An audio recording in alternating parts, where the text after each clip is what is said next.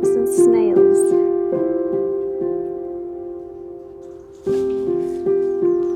As I'm turning this into a no-dig bed area as it previously was grass.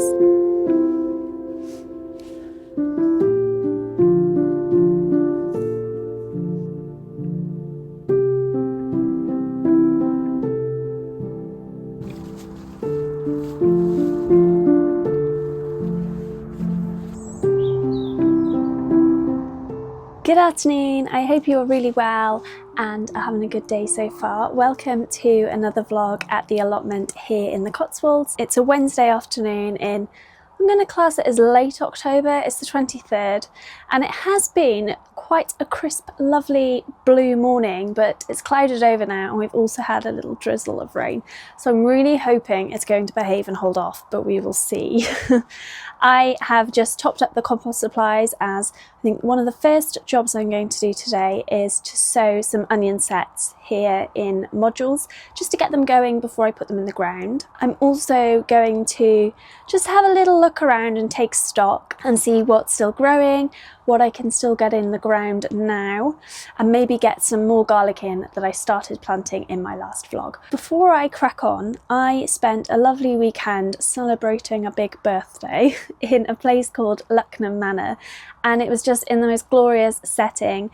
Lovely woodland, gorgeous gardens, and I couldn't resist taking a few little shots here and there, so I'm going to insert those here whilst I prepare for my onion planting, so I will see you back here very shortly.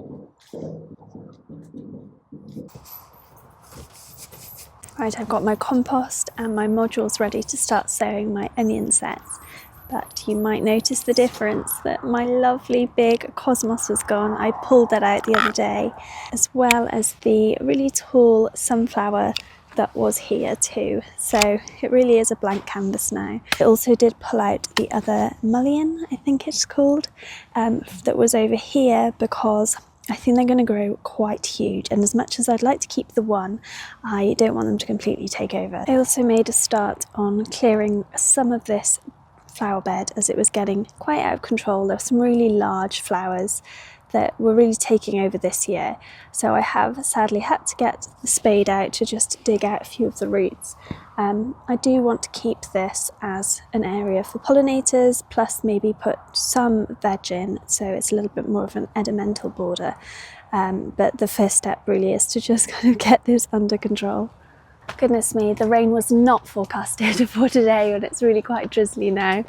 So I'm quite pleased for this cover to sow the onions in. I'm just going to tip this compost into the wheelbarrow and just sow them in here.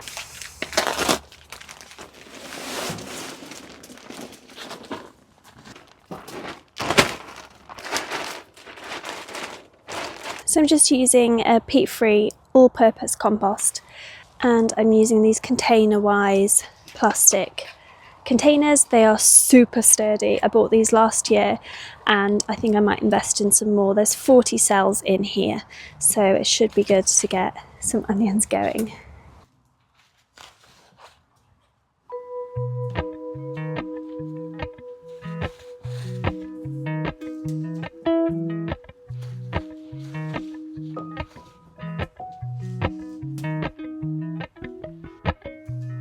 Appalachian sunrise meets my skin. Even with my eyes still closed, I can feel it coming in. Golden, golden, I'll follow only golden, golden, golden. Hopefully you can hear me over this rain. But these are the onions that I'm planting, and they're from the lovely Heritage Organic Seed Company, and the variety is Radar. There's some advice here around sowing direct versus sowing in modules. So last year I sowed directly. They were growing really well through winter and autumn, and then they got absolutely munched by slugs in the last minute.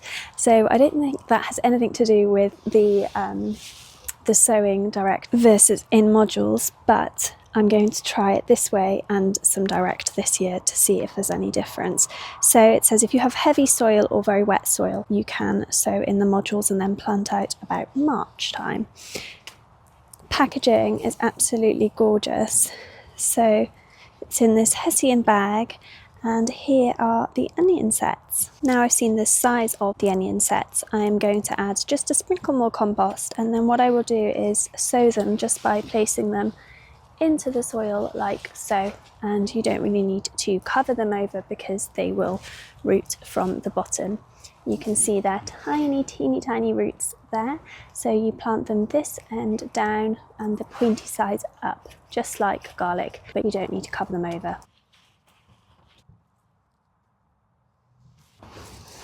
So in each pack you get 80 from the Organic Seed Company, and I did get a little bit carried away and I ordered 2 bags of these, so I have 80 onions to plant, and I just really hope that they do well this year.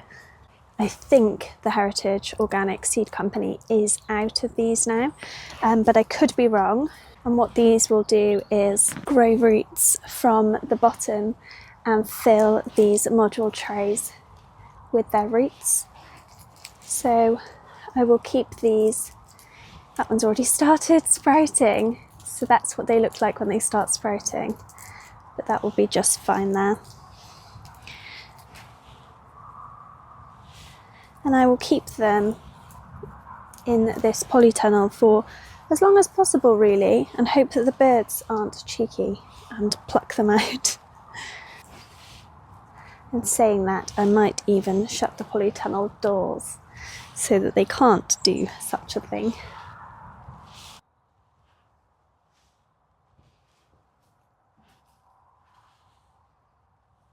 I just came in the shed to work out what job to do next, and I found some more container-wise containers. So I'm going to actually finish potting up all of those onions from that first bag. So this will be another 30 here. And these are the Hugh Richards container-wise containers. There's a few different varieties on their website, just in case you're wondering. Again, I used these last year, so I can highly recommend instead of using the flimsy plastic ones.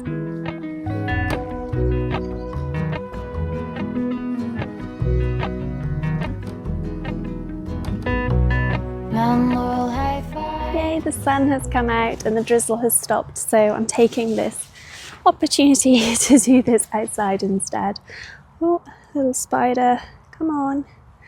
I'm sorry I've disturbed your home, haven't I?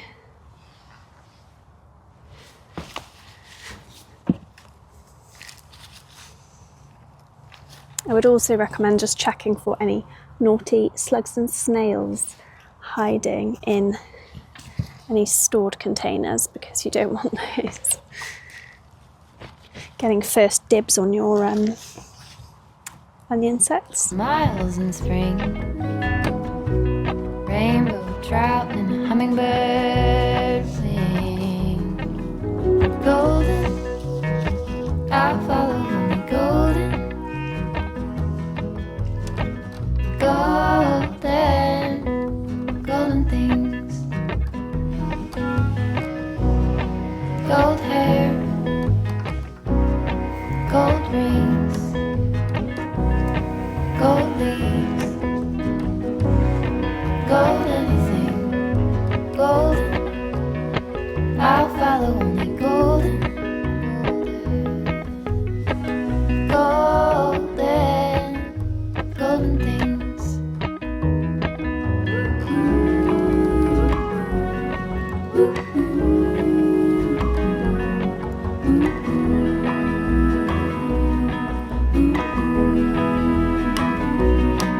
Onions done. That feels like another momentous moment, because it was this time last year when I sowed my first onion and garlic on the allotment plot. I think I might use some of that compost to just pop over these 2 rows, because I came down yesterday and did 2 more rows of garlic here, and this was the variety Maddock White, and it's a good job I said that out loud, because my pen seems to already be rubbing off there, so I need to get some better labels, and I still haven't labelled the ones over there, so that needs to be a job very soon before I completely forget all of the varieties. So I have about 28 or so garlic bulbs in this area, and then 1, 2, 3 more beds along. I've got 2 rows here, and what I might do is just sow some more garlic in this area here today.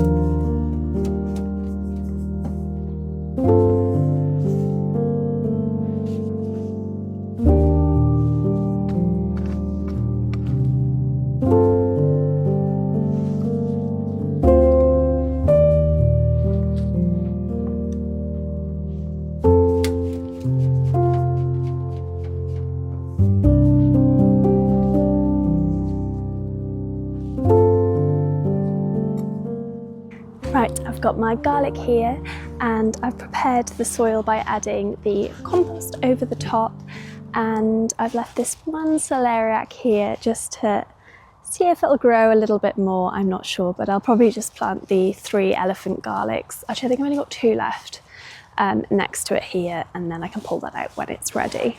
But before I start planting, let me give you a very quick whiz around of what I've got left growing in the beds, which isn't that much right now, so it shouldn't take too long. Okay, starting in this far back corner, you will see I have nothing left growing here.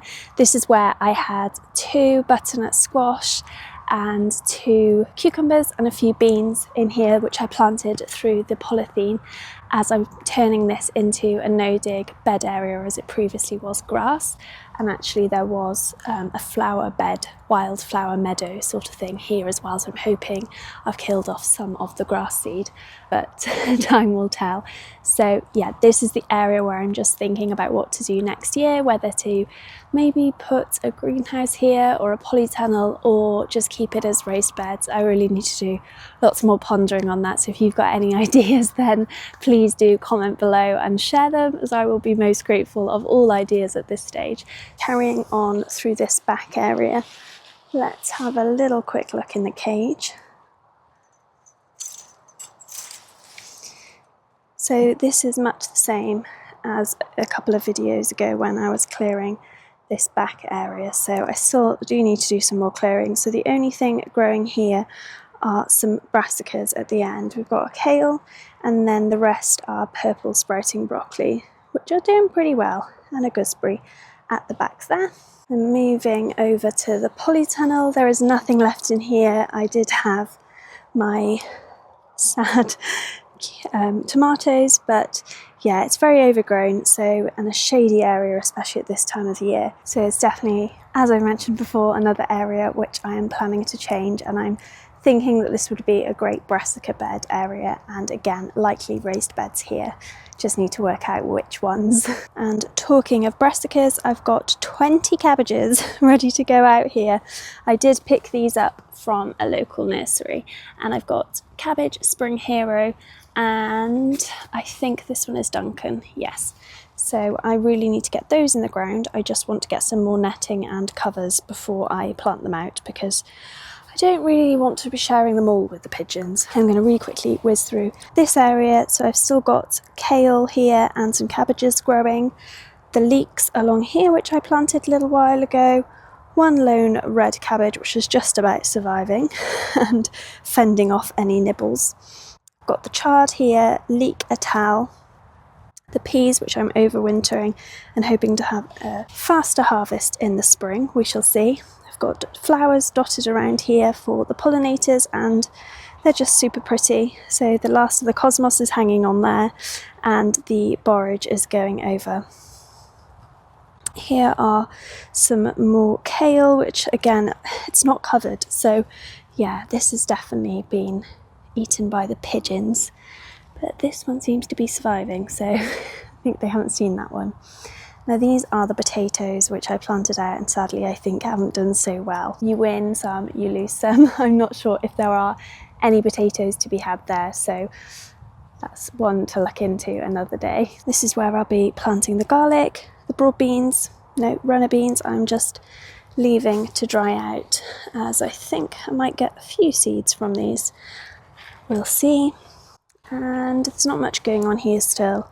Last dahlia, cosmos, and a few of the small leeks, which haven't grown a whole deal. I have pulled out the courgette that was there, and this one is ready to go as well. I've got some leeks here, and then the last of the celery, another couple of kales at the back there, and these celeriacs. I think I might only have a couple that can be eaten. This one looks pretty good, and so does that one. However, I think there's a bit of a hole there, so I don't know how much has been munched away. And this is the final of the beds with things growing.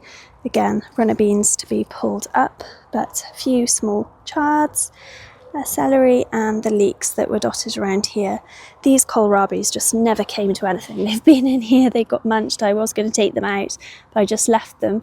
But this one seems to be growing on well again. And that is where I planted the first of the garlic seeds ready to grow next year. So there's nothing in this side now.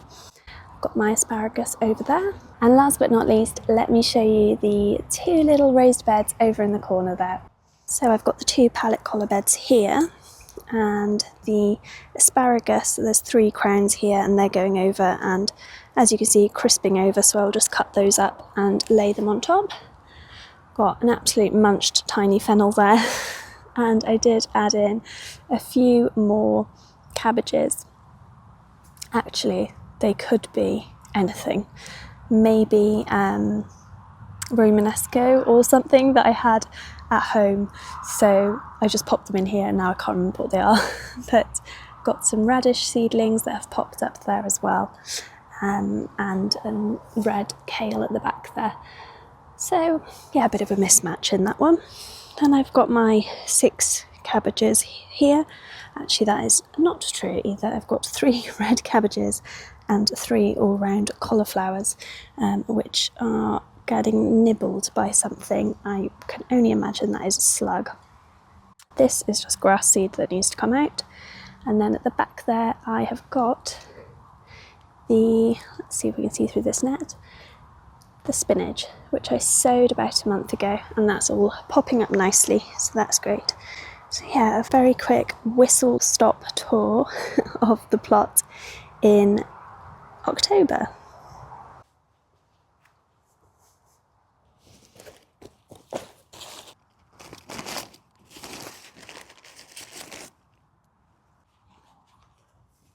Okay, so the first row that I'm planting is 2 more elephant garlics either side of this celeriac, and I will have to come back and do some labelling, so this is quite good for the memory.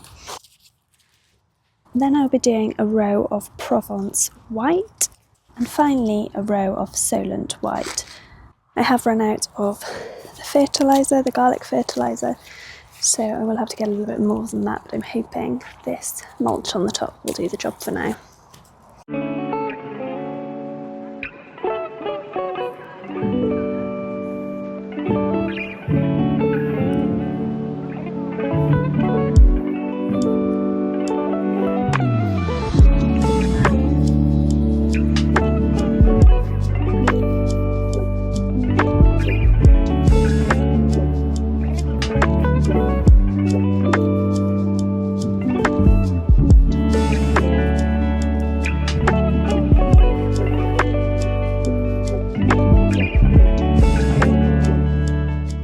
Oh, that's 6 more rows of garlic in, so now I've got garlic here and in the bed over there. And these ones are probably going to grow, hopefully grow, but grow in a very higgledy-piggledy way, because I didn't do a very good job of the lines, but hey-ho. Whereas over there I used the grid way with the bamboo and planted in every corner, which is what I did in my last video, so I think there might be a little bit of a difference in terms of how these grow, but never mind. As long as they grow, that's the main thing. I have also planted these to the end of the bed, this side to the left, because of the way the sun goes over and the shade. If I put something tall on this side, it's likely to shade behind it. So I will try and keep taller things to this other side, unless I want to create some shade for like lettuce or something behind it, which is when I would plant taller things this side as well. So yeah, just a little tip there in terms of thinking about where you're planting things. You've just got to have a little think about where the sun goes. Right, it's time to tidy up the tools now and head back. So thank you ever so much for joining me at the allotment this week. I hope you have a lovely week ahead, and I will see you again soon. Bye.